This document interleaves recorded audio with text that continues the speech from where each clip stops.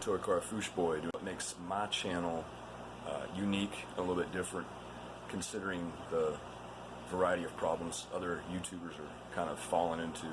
One of my problems is I just put off videos. I've had some health complications last 5 or 6 months or so that I'm finally through with the surgery and everything for. But I think some of the problems may come with motivation, seeing other people's channels grow faster than your channel is growing, thinking maybe your content isn't as good. A lot of what I do concerns some DIY stuff. I've made some things that were great, others that turned into just kind of too problematic, like my over-the-tank sump filter, which I had to get rid of just because it was the maintenance issues. It was all the way up here on top of this one, and this is, you know, got a ladder going up too, so kind of difficult to see me now. So it was back over in here. I got rid of it just because of the maintenance problems, issues with that. It got to be just more of a issue trying to keep everything clean. I was noticing some mildew problems, so I got rid of it. I've recently transitioned over into having a lot more sponge filters going. I've invested some money into 2 different Elita pumps, the Elita AL6A I think it is, and the 15A. The 15A is running 10 air supplies right now, all the sponge filters. I use the 6A down here in my sump.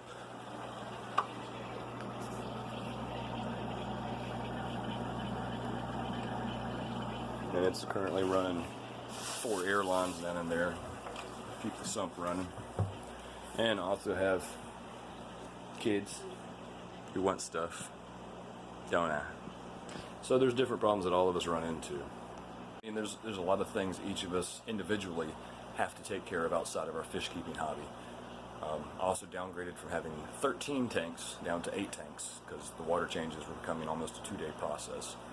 Now I've kind of gotten my schedule and the way I do things down so I can knock out all 8 of my tanks in about around 4 hours, which is a lot more convenient for me life-wise. Also would suggest that if anyone's wanting to do breeding projects like I've kind of gotten into, is if you're deciding on a specific breed you want to go for, keep that alone in the tank, nothing else in there, because you will get hybrids. I have, that guy is a hybrid, that guy is a hybrid, and that guy is a hybrid. They're all pretty beautiful, so I got lucky with that. I've done some more selective breedings with an OB peacock that I have going on down here in the bottom tank, which I'll show you in a minute, and also a selective breeding program with some strawberry peacocks mixed with Jacob Fryberry, the red Eurekas, or Eureka Reds, however you want to say. So those are some of the other things I have going on. Let's flip this. So this is my top grow out tank that has my sulfur head in it and has a few of my Jacob Fryberry Venustus mix, which are in here. That one right there is Mama, and she was holding. I haven't checked her in the last couple of days. Looks like she may not be now, so that's something that might happen. It's my Angels community tank with some platies, some green cories, and there's several snails in there which are not visible right now. Interesting. Here are some of the other OBs that I have mixed, along with several different types of the Jacob Fryberry Eureka Red Strawberry, like that guy right there, center stage. He's just gorgeous. And down here I have my OB Peacock going on. Over here in a slightly smaller, slightly darker tank, I've got my Frondosa, which the biggest one there is an older Frondosa I've had for quite a while now. And he's a little bit of a slow grower. I need to upgrade this tank very soon. And there's 4 other smaller ones. I only see 3 of them right now. So there's a 4th one somewhere hiding, chilling. They're wanting food. Where's my 90? Which I was keeping a 15-gallon underneath. Now it's the sump, and there was a 10-gallon on the side that's like my hospital community tank. And here is the planted tank, which the Vallisneria has completely taken over. And I got some black skirt tetras in there. Back there in the back is a Mimbuna OB kind of mix.